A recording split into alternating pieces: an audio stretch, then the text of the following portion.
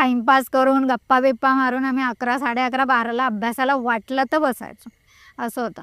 तर तेव्हा तिला असं वाटायचं, की काहीतरी आहे इथे. पण तेव्हा तिला असं मी फार हलक्यात घेतलं, की "नाही, नाही, असं काही नाहीये," म्हटलं. "हे तुला एक भ्रम होतोय." आणि एक असं पण होतं, की बाहेरच्या खिडक्या उघडायच्या त्या हॉस्टेलकडे उघडत होत्या. त्या म्हणजे मेस होती आमची, तर तिथे जे उघडायचं ना, त्या खिडक्यात आम्हाला असं वाटायचं, जो आवाज येतो तो मेसमधनं भांड्यांचे वगैरे आवाज येत असतील.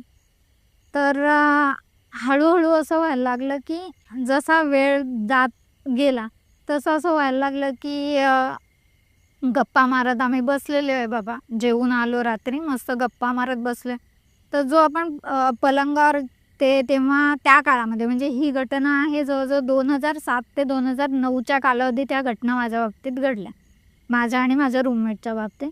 तर त्यावेळेला आपल्याकडे छोटे ते Nokiaचे मोबाईल यायचे. हो. आत्तासारखे स्मार्टफोन नव्हते बटनवाले. तेव्हा, बटनवाले फोन होते.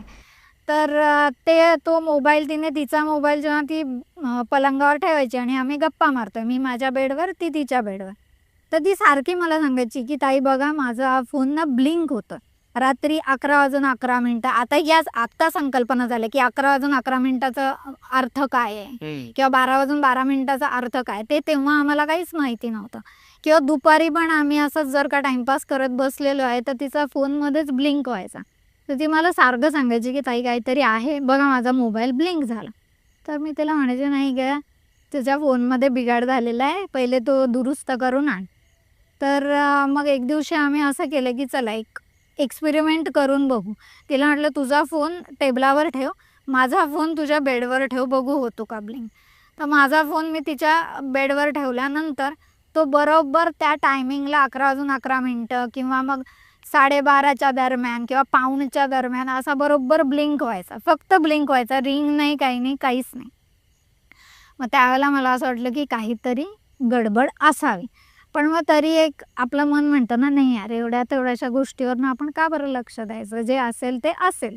आता हॉस्टेल म्हटल्यावर ह्या घटना येतातच किंवा होणारच आहे. कारण ते हॉस्टेल कुठे आणि कसं बांधलेलं आहे हे आपल्याला काही माहिती नसतं.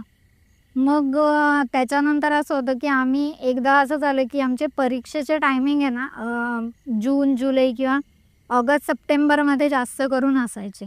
तर आम्ही सगळ्या जणी म्हणजे जवळ-जवळ 3-4 जणी मिळून आम्ही माझ्याच रूममध्ये बसलो होतो अभ्यासाला. तर मधल्या वेळामध्ये ती काय म्हटली माझी मैत्रीण की म्हणे, "थोडंसं आपण टाईमपास करू आणि मग ज्याला झोपायचं असेल त्याने थोडा वेळ झोपा."